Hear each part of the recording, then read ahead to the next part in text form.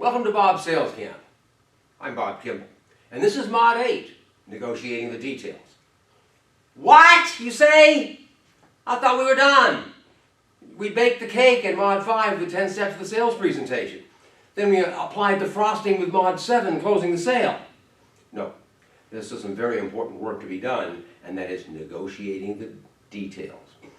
That is, negotiation begins after you've reached the so-called agreement in principle. That is, you've agreed to agree, and now you and the prospect are talking terms and conditions. That is, you close the sale. The question is, will the final agreement be favorable to you?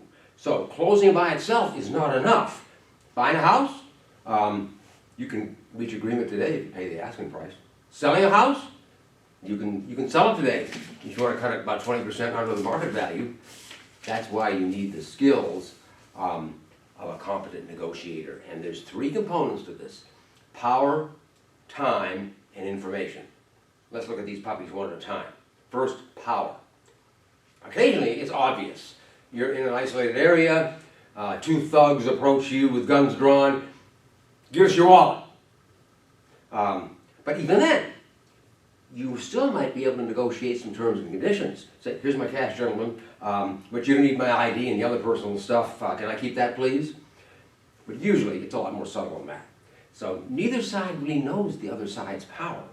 And there's ways to convey that you're in a position of power, usually through your attitude and communication skills. And as we've noted previously here, in any selling situation, business or personal, convey that you want, but you don't need to reach agreement. And that is, you've got to have a BATNA, B-A-T-N-A, best alternative to a negotiated agreement. Be ready to walk, people. The other side's going to test you on this. And in a business or personal situation, you're not prepared to walk, you're a victim. So your BATNA could be another client, another job, another relationship, taking 6 months and going backpacking in Europe, something in your conversation with the other party.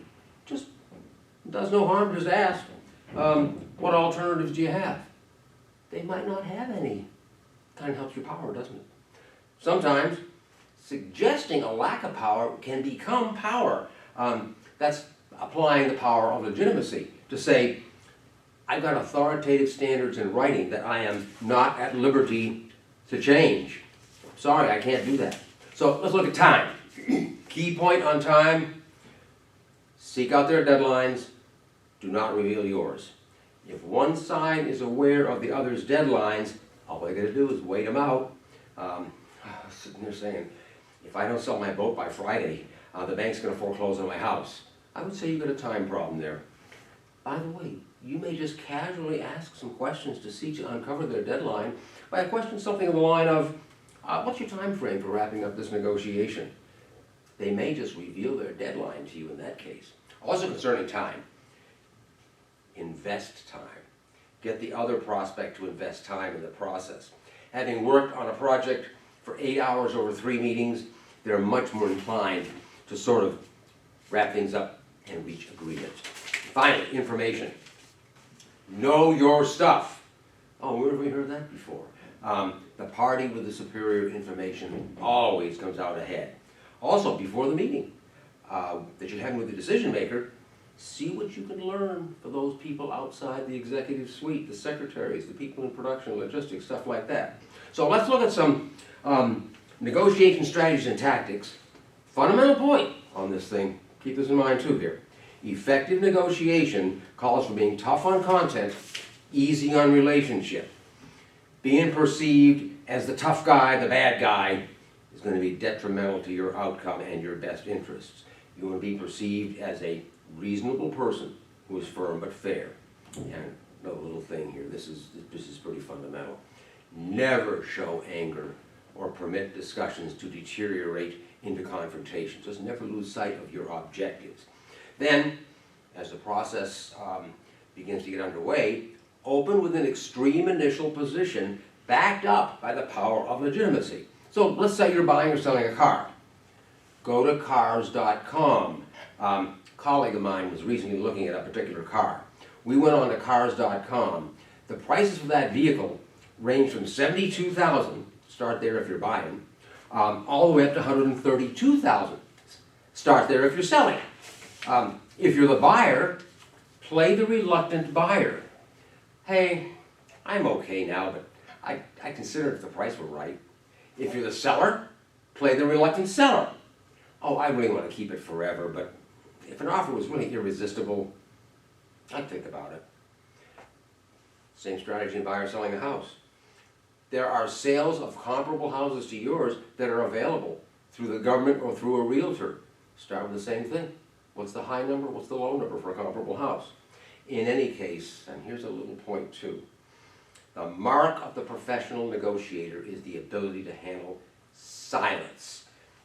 We've noted that after you ask a closing question, please shut up. Or after the other side suggests something, a proposal, just say, gee, I don't know, and go silent. First one to speak loses. So let's take a look at the big picture of negotiating details, the strategic approach to negotiation. Here's a key point. Never make a unilateral concession. Always get something in return. And basically get absolutely anything and everything on the table before you start to negotiate. Don't do piecemeal on this. So we got to get this variable, we got to do this, we got to do this. Is there anything else we got to discuss today? No, that's it. Okay, now we're ready to go. Now, here's the key point to this when I got everything on the table like this. Assess the relativity of variables. That's where a change is a small cost to one party, but a big benefit to the other party. Then trade concessions, so that both parties come out ahead, but you come out a little more. On this, do not commingle variables, not two variables together. Deal with one variable at a time with price as the moving target. So let's take an example of how this works in the real world. In this example, I'm going to limit my proposal to just 3 variables. Real world, I got 20, 30 or more, but you get the idea of what we're going to do here. You play through it until you work through all the variables one at a time. So let's take this example situation here. We get a piece of property. It's for sale. Its value has been estimated at $100,000 by an independent appraisal under the following conditions. Cash at closing, and the seller is going to fix the leaky roof on the house and clean up a toxic spill on the back of the property. So you got 3 possible alternatives that you might have here. Number 1, instead of cash at closing, pay in 6 months. Okay, the value to the buyer in this would be $6,000. The cost to the seller would be $3,000. Should they do that? Absolutely.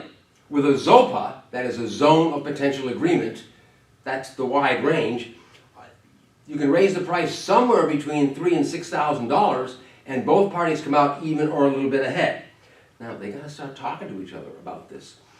You don't know what the ZOPA is. You get no idea what it is. So you kind of think, well, what about the prospects of waiting 6 months? Might this work for you? How much would you need for this? What would you think this would do? What would you think of this? You go back and forth. You kind of play a game back and forth with each other. First thing you come out, does it make sense qualitatively? Yes or no? In this case, you start playing the numbers back and forth with, what about this, what about that? Yeah, it does make sense qualitatively. It makes sense to wait the 6 months on this. People, it's a game, back and forth. It's a game, it's a very serious game, but it's a game. Variable number 2, the buyer fixes the roof instead of the seller doing it. Well, the cost of the buyer is $17,000, but the cost of the seller is only $12,000. Should they have the buyer fix the roof? Absolutely not. Again, you talk to each other back and forth, the question comes right up. Does this make sense qualitatively? No! End of discussion. Go on to the next area. Variable 3, the buyer cleans up the toxic spill. Cost to the buyer, $13,000. Cost to the seller, $16,000. Should they have the buyer clean up the toxic spill? Absolutely. With a ZOPA of lowering the price somewhere between $13,000 and $16,000. So both parties can come out ahead. Now, let's think about this. If you work through just these 3 variables, according to the relativity of variables, there's a total benefit of $6,000 that's going to be split between the buyer and the seller. If they are open about it, which would be nice if you could do it, and just shared everything, both parties would be $3,000 ahead at this point. The real world is, though, that one of the parties, the more effective negotiator, probably got a bigger piece of the pie, which, by the way, means you now have a pie as well as the cake. You're going to have a nice little dessert tonight, people. But the whole point is, both come out a little ahead here. Let's say we had this negotiation with 30 variables. After we've invested the time to work through just these first 3, both are ahead. And they're incentivized to work through those last 27 variables to finalize the agreement. Both sides win, but you win just a little bit more. So, that's Mod 8, negotiating the details. And this is Bob Saleskin.